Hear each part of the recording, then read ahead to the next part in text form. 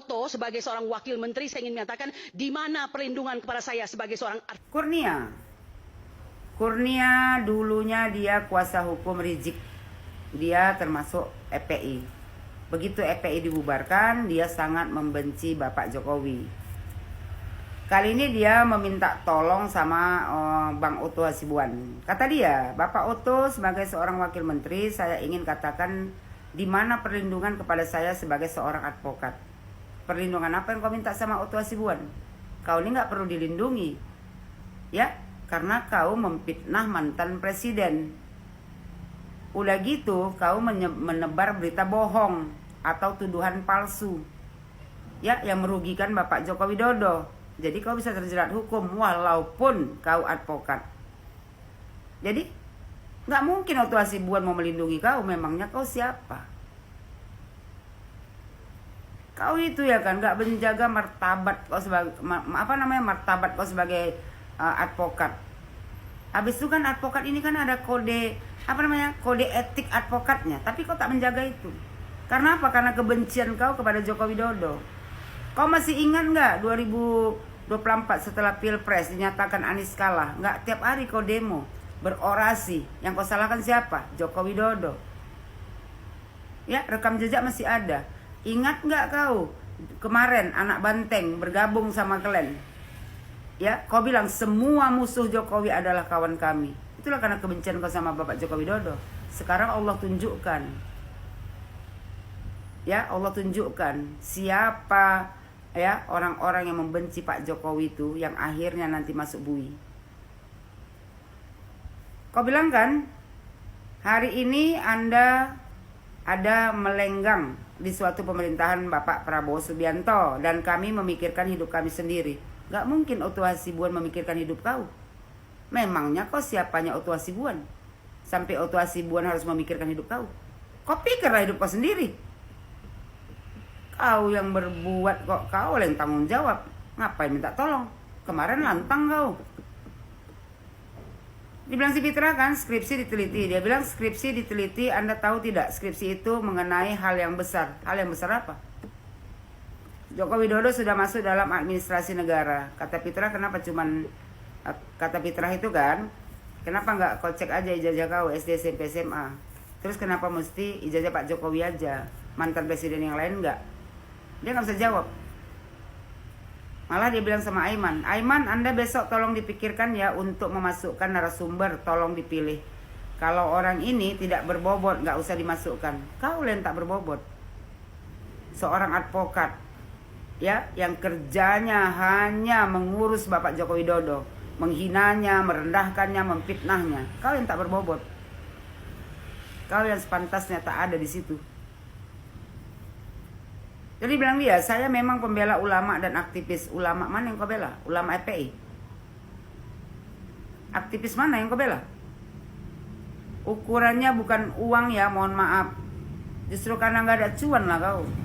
Ya, semenjak dibubarkan Pak Jokowi FPI, makanya gini kau. Kata dia, ya, fitrah tidak berbobot. Kau yang tak berbobot. Seorang advokat, ya kan? Bisa sesuka hatinya memfitnah mantan presiden. Dibilang dia, kau tidak mengerti bagaimana membela umat. Umat mana kau bela?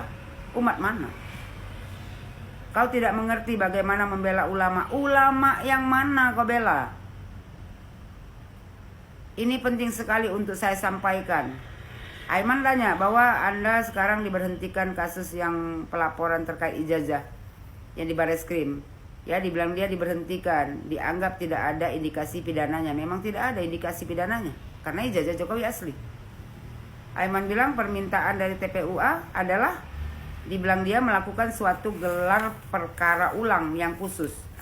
Suka-suka kau pula mau mengatur Bareskrim. Gelar perkara terbuka seperti yang disampaikan oleh Bapak Dr. Roy Suryo. Siapa rupanya si Roy Suryo itu? Aiman bilang Anda tidak percaya apa yang sudah dilakukan oleh lapor Polri. Terus dia bilang sekarang ini bukan soal percaya atau tidak percaya. Kalau kondisi dan cara mereka tidak transparan. Udah transparan lah itu. Udah sesuai prosedur. Mau transparan apa lagi kau? tidak melibatkan masyarakat, itu tidak akan dipercaya. Oleh karena itu lakukanlah tugas Anda. Sudah dilakukan Bareskrim tugasnya.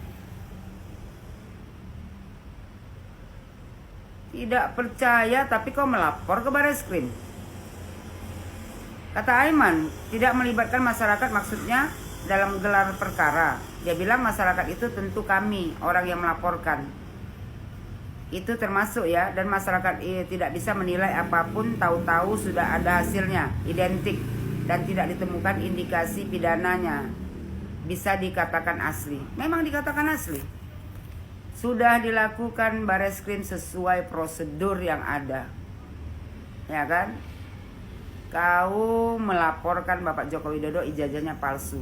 Joko Widodo seorang mantan presiden membawa ijazahnya ke Bareskrim. Apa enggak kalian rendahkan harga dirinya? Ya, hanya untuk membuktikan kepada kalian semua bahwasanya ijazahnya asli. Setelah dicek di Bareskrim dinyatakan asli, itu pun kalian nggak percaya juga. Karena apa? Karena kebencian, HTI, EPI dibubarkan.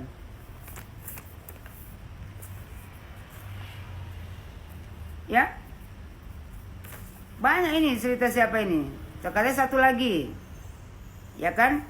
Ini harus menjadi tuntutan, bukan tontonan. Iya, ini menjadi tuntutan. Nanti di pengadilan dibuktikan. Jadi siap-siap aja kau pakai baju oranye. Kami banyak menerima fitnah di mana-mana. Kau memfitnah Pak Jokowi? Suka-suka hati kau aja? Kau menerima fitnah? Ya kan, laporkanlah. Kalian cuman bisa ngomong kosong aja. Jadi kami dilaporkan sebagai pencemaran nama baik dan fitnah. Tapi di luar sana orang-orang berdiri di sisi Pak Jokowi ini luar biasa podcastnya. Bukannya lebih luar biasa podcast kalian yang setiap hari kalian bikin podcast tuh di Rapli, di siapa si Samad, siapa satu lagi tuh, setiap hari ya podcast kalian tuh memfitnah Joko Widodo. Kalau memang kau nampak ada podcast yang menghina, memfitnah, kau laporkan. Kau tukang fitnah, habis itu playing victim seolah-olah kau difitnah. Dibilang dia menyatakan bahwa ada bohir-bohir ya. Ya kau laporlah, ngabalin. Ada orang-orang yang biayai kami. Ya memang semua ya rakyat Indonesia tahu. Nggak mungkin juga kalian nggak ada yang biayai. Setiap hari kalian bisa demo. Dari mana biayanya? Kau bilang kau tak ada pekerjaan. Kemudian kami disebut sebagai kurcaci dan segala macam. Memang pantas. Badut pun kalian lagi. Bukan cuma kurcaci, badut. Badut yang mempermainkan mantan presidennya. Menuduh mantan presidennya ijazah palsu. Saya ingin mengatakan ya, demi Allah ya, saya pengacara umat, tidak pernah menerima satu peser pun. Dan ketika kami berangkat ke Jogja Solo, sungguh-sungguh uang kami sendiri. Kalau kau nggak pernah kau bilang menerima uang sepeser pun dari siapapun, dari mana biaya kau sendiri? Usaha apa kau ada? Dia bilang membayar ongkos dan bukan berbus-bus, hanya satu bus. Anda bayangkan isinya siapa? Nenek-nenek kata dia. Ya, nenek-nenek, ibu-ibu, bapak-bapak yang sudah tua. Mengapa? Karena cinta kepada negeri ini. Salah kau. Mengapa? Karena cuman ibu-ibu, nenek-nenek yang udah tua, kakek-kakek yang udah tua, itu yang bisa kalian bodoh-bodohi. Kalau anak muda nggak bisa kalian bodoh-bodohi. Makanya semua yang ikut demo sama kau, nenek-nenek, kakek-kakek. Karena cuman orang itu yang bisa kalian cuci otaknya. Dipikir orang itu, kalian ini betul-betul lah Islam yang benar. Padahal kalian yang mencuci otak orang itu, ya, sehingga orang itu membenci Bapak Joko Widodo.